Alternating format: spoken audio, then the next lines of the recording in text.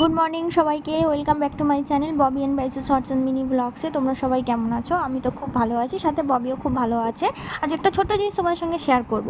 রোজ office যাওয়ার আগে ভাবি কি টিফিন নিয়ে যাব, তাই আজকে ভাবলাম তাড়াতাড়ির মধ্যে বেগুন দিয়ে কিছু একটা রেসিপি বানিয়ে নিই। তো চলো দেখা যাক কী বানাই। এখানে নিয়েছি বেগুন, টমেটো, রসুন এগুলো, আর পেঁয়াজ কুচি, লঙ্কা কুচি, আর নুন, হলুদ, চিনি, ধনেপাতা কুচি, এগুলোই আমার লাগবে। আর সাথে লাগবে একটা ম্যাগি মশলা। আমি এখানে দেখো তেল দিয়ে বেগুনগুলো ভাজা বসিয়ে দিয়েছি সব একসাথে। টমেটোটা দুফালি করে কেটে নিয়ে, বেগুনগুলো পিস পিস করে কেটে নিয়ে আমি এখানে ভাজা বসিয়েছি, রসুন সব কিছু একসাথে নিয়ে।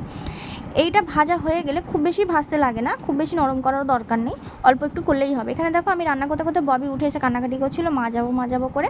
ববি ঘুম থেকে উঠে ওর প্রায় দিনই থাকে, বেশিরভাগ দিন ও কান্নাকাটি করে, আবার খুব কয়েকটা দিন ও খুব ভালোভাবে হাসি খুশি থাকে। ও যখন হাসি খুশি থাকে তো সবাইকে হাসায়, আর ও যখন কাঁদে তো সবাইকে কাঁদায়, এরকম একটা ব্যাপার।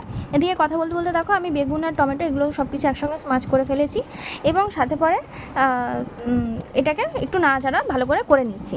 এরপরে আমি কেটে রাখা যে পেঁয়াজ লঙ্কাটা ছিল সেটাকে, সেই কুচিটা আমি দিয়ে দেবো এর মধ্যে।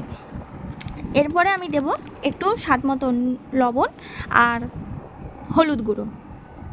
এই দুটো দেওয়ার পরে আমি দেব ম্যাগি মশলা। ম্যাগি মশলাটা দিয়ে তারপরে আমি ভালো করে একটু নাড়াচাড়া করে নেবো। আর তার সাথে আমি দেবো একটু অল্প পরিমাণ চিনি। এটা দিলে একটু স্বাদ হয় তরকারিতে, যাই কিছু বানান না কেন। এটার পরে আমি এটা ভালো করে নাড়াচাড়া করে তার মধ্যে লাস্টে ধনেপাতা কুচিটা দিয়ে আমি নামিয়ে নেব। এটা গরম ভাতে আর গরম রুটি দিয়ে খেতে সত্যি বলছি খুব ভালো লাগবে। আপনারাও খেয়ে দেখবেন, আমার তো খুব ভালো লাগে, আমি তাই মাঝে মধ্যে এটা করে থাকি। আগে বেগুন পুড়িয়ে করতাম, এখন এটা ভেজে করছি, এটা দেখার জন্য যে কীরকম কী লাগবে।